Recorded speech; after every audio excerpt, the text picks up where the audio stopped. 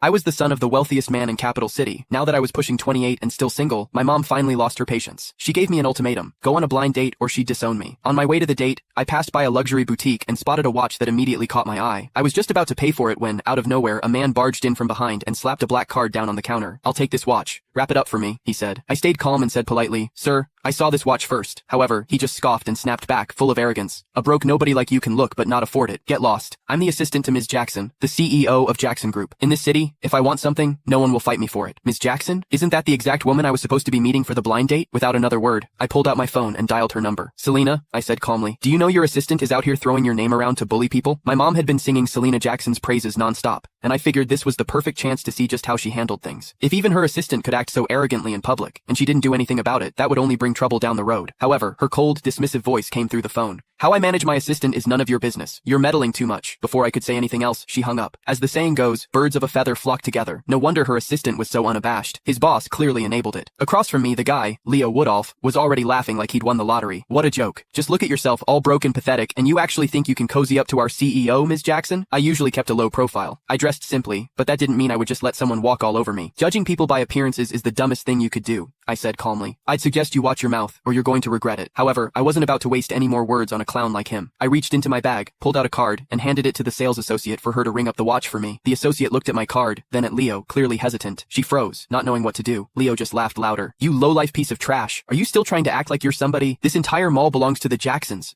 If I don't give the word, you can't even buy a single screw in here." Then, with a smug grin, he yanked the card from my hand and flung it toward the entrance. "Waving around some cheap-ass card thinking you're hot shit? I'm not falling for it. Get lost." In all my life, no one had ever dared to humiliate me like that. Leo had seriously crossed a line. Without another word, I grabbed his arm in one swift motion and dragged him to the front of the store. My voice dropped cold as ice as I ordered, "Pick up my card." The salesgirls in the store stared in shock. "Oh my god, did he really just say that to Mr. Woodolph? Is he crazy?" "Mr. Woodolph is Mrs. Jackson's right-hand man. Offending him is the same as offending her." One of the employees tried to talk me down. "Sir, it's just a watch. It's not worth angering the Jackson Group over this. Please, just let him go." "Yeah, you should apologize to Mr. Woodolph while you still can. Beg for forgiveness. It might not be too late." Leo, clearly feeding off the attention, yanked his arm away and shouted, "You worthless trash! Get down on your knees right now, and maybe I'll consider letting this slide. Otherwise, I hope you're ready to lose everything." Now I've seen everything. After years of seeing Mom threaten people, now it was my turn to be threatened. A cold smirk tugged at the corner of my lips as I turned to Leo. "A dog hiding behind someone else's power, huh? Even Selena wouldn't dare say something as crazy as that. And you? Who the hell do you think you are? Who are you calling a dog?" he snapped. I looked around. "You hear anyone else barking around here? You bastard!" Furious, Leo clenched his fist and threw a punch at me. I stepped back effortlessly, dodging him completely. He missed and slammed face first onto the floor. "Wow, Leo, you really committed to the role," I said. "I call you a dog, and you roll on the ground so spectacularly. I appreciate the performance." He scrambled up from the ground, pointing at me as he cursed. "You bastard! Just you wait!"